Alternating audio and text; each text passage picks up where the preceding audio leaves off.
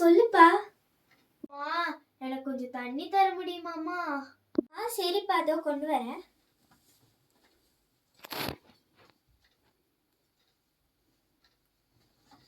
இந்தப்பா, தாங்கம்மா.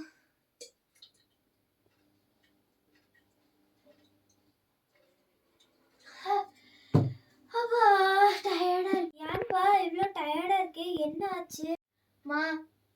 நம்ம தோட்டத்துல வந்தாங்கம்மா கேரட் வாங்குறதுக்கு. 1 கிலோ 20 ரூபாய்க்கு கேட்டாங்க. அதனால நானும் வித்துட்டு வந்துட்டேம்மா. எதுக்குப்பா அப்படி கொடுத்த? எதுக்கு 20 ரூபாய்க்கு கொடுத்த? கொஞ்சம் வெயிட் பண்ணி தான் கொடுத்துருக்கலாம்லப்பா. பரவாயில்லம்மா, 20 ரூபாய்க்கு கொடுத்துட்டேன். நமக்கு வேற கடன் தலைக்கு மேல இருக்கு. அடுத்த பயிர் வேற போடணும். அதனால பரவாயில்லம்மா, கொடுத்துட்டேன்.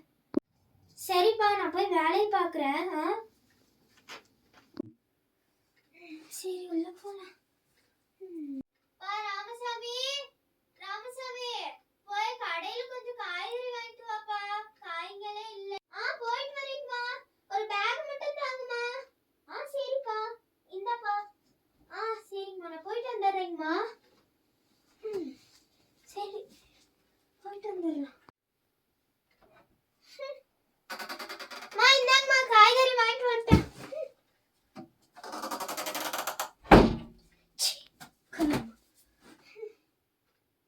இவ்ளோ கோவமா வர?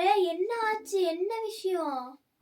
எங்கம்மா, நேத்து நம்ம பாத்தீங்கன்னா 20 ரூபாய்க்கு கேரட் வித்துட்டு வந்தா, இவனுங்க பாத்தீங்கன்னா 80 ரூபாய்க்கு விற்கிறானுங்க. எல்லாம் கொள்ளமா. நம்ம என்ன பண்றதோ? அடியாத்தி, என்னப்பா நம்ம ஊர்ல இந்த மாதிரி கொள்ளை அடிக்கிறானுங்க? அப்பனா நம்ம மாதிரி விவசாயிகள்லாம் ரொம்ப பாவம் இல்லப்பா? ஆமாமா, நம்மள மாதிரி விவசாயிகள்லாம் ரொம்பவே பாவமா. இப்ப எல்லாம் வியாபாரம் செய்யறவங்களுக்கு தான் காசே. என்ன பண்றதோ போங்க. அதனாலதான்ப்பா எந்த விவசாயம் முன்னாடி வர மாட்டேங்கிறாங்க. இதுக்கெல்லாம் அரசாங்கம் தான் இது பண்ணணும். இந்த மாதிரி பண்றதுக்கெல்லாம் ஒரு முடிவு எடுக்கணுமா? ஆமாப்பா. அனைத்து விவசாயிகளும் இந்த வீடியோவை பார்த்துருப்பீங்க. அதுவும் இல்லாமல் அது உங்களுக்கு ரொம்ப யூஸாக இருந்திருக்கும். ஸோ இந்த வீடியோவில் என்ன சொல்கிறோன்னா, எல்லா விவசாயிகளும் ஒன்றா செயல்பட்டாதான் எல்லாத்துக்குமே லாபம் கிடைக்கும். அதனால உங்களுக்கு இந்த வீடியோ பிடிச்சிருந்தா லைக் பண்ணுங்கள், ஷேர் பண்ணுங்கள், சப்ஸ்கிரைப் பண்ணுங்கள். தேங்க்யூ.